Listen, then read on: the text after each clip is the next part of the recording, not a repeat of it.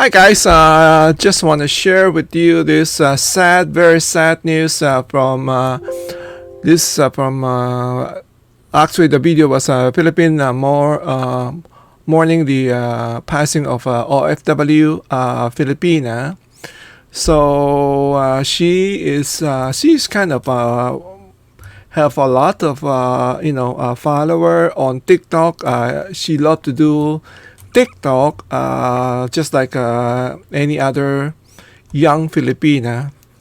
Let me just show you here. As you can see, she got quite a follower. The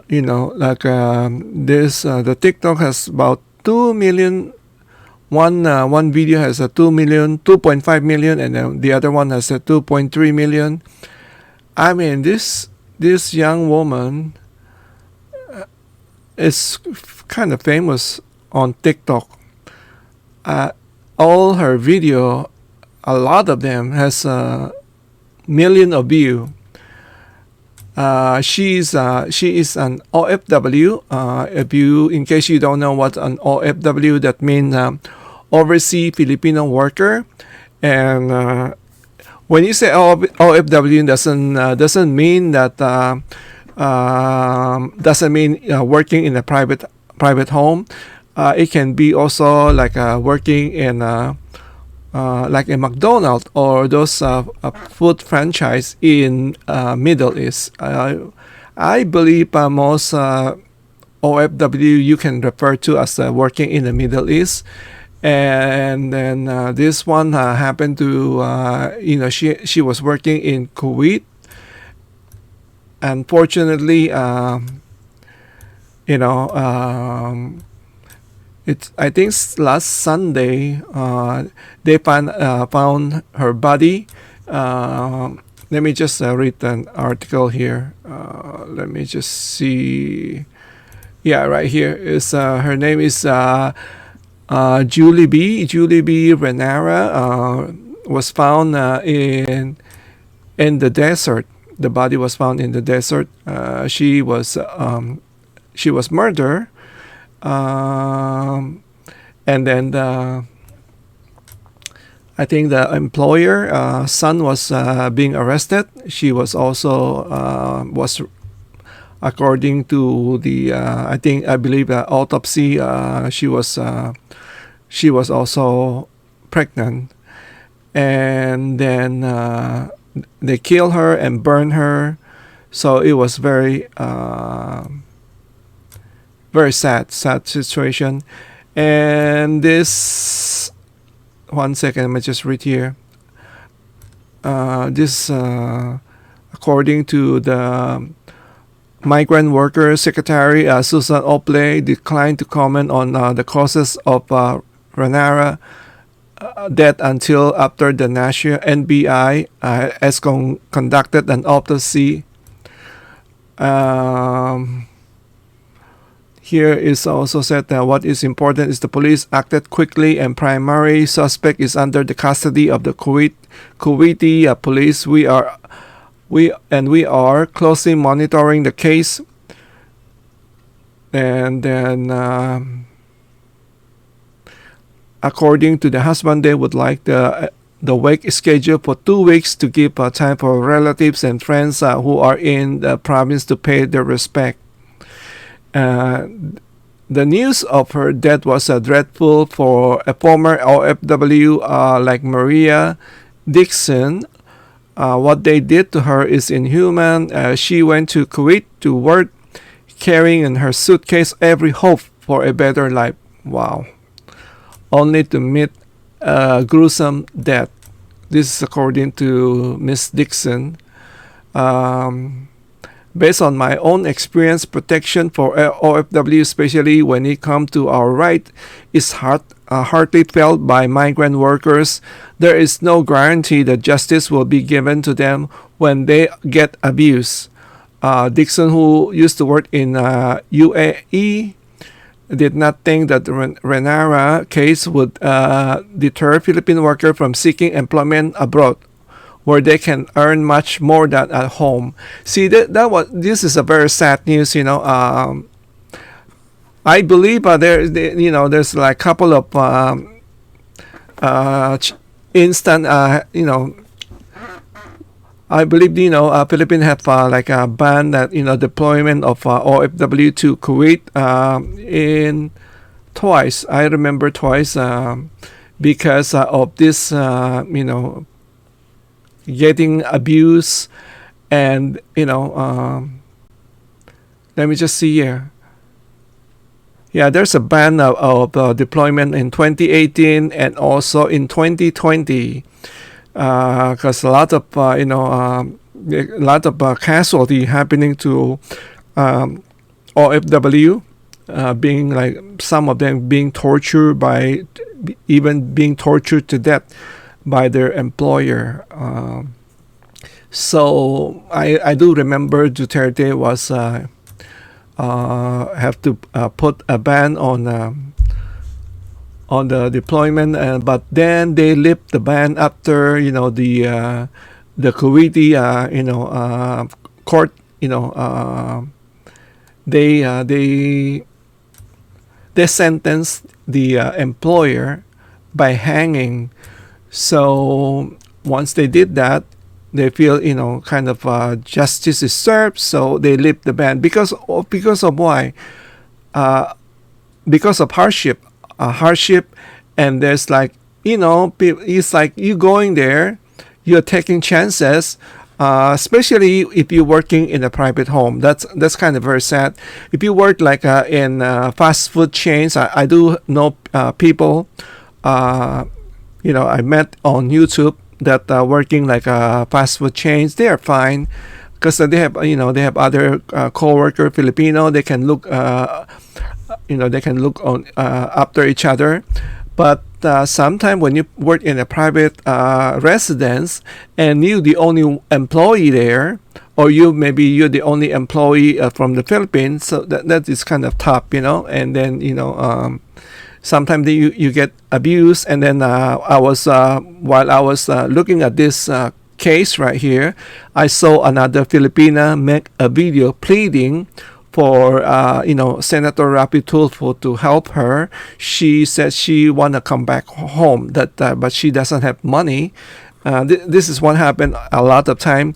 They get to like an employment like agency to send them to work overseas, and then once they are working for the employer, and I heard about this, and I was like kind of shocking though that the employer would like to hold on to your passport. I don't know for whatever reason they want to hold on to your passport, so you basically you're almost at the mercy of your employer. That is what happened in Middle East. I don't recall or heard anything here in U.S. Like that kind of situation. So and then now they want they have they I believe they're gonna be talking to the Kuwaiti government, and they wanna try to find like like how to avoid that, how to avoid it. It's kind of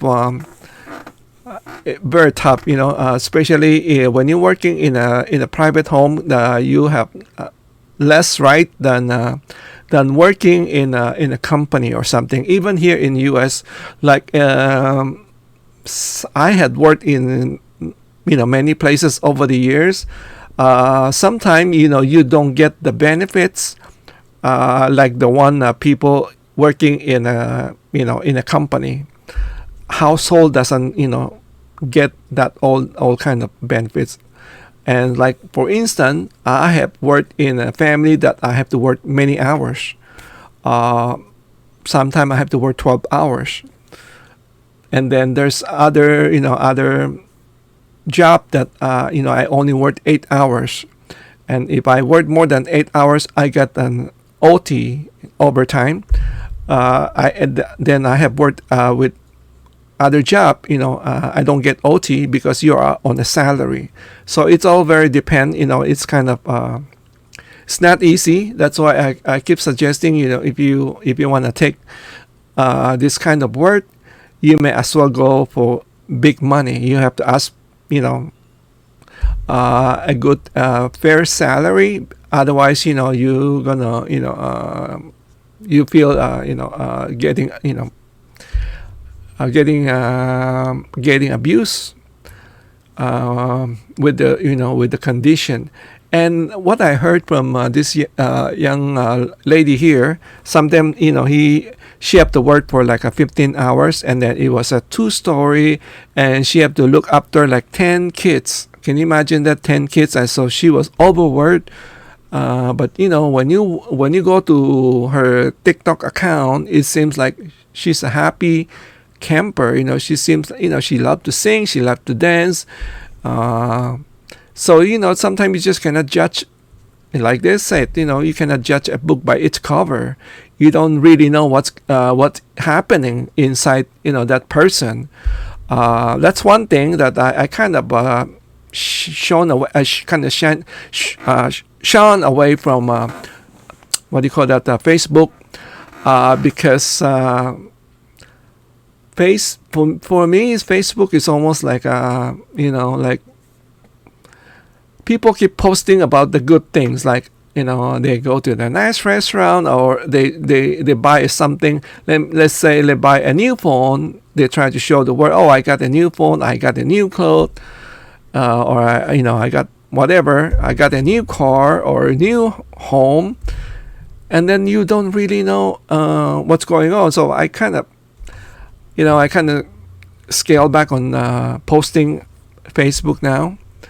For one of that reason, I think for me it's kind of like almost like showing up or fake, and then you realize people have many problems.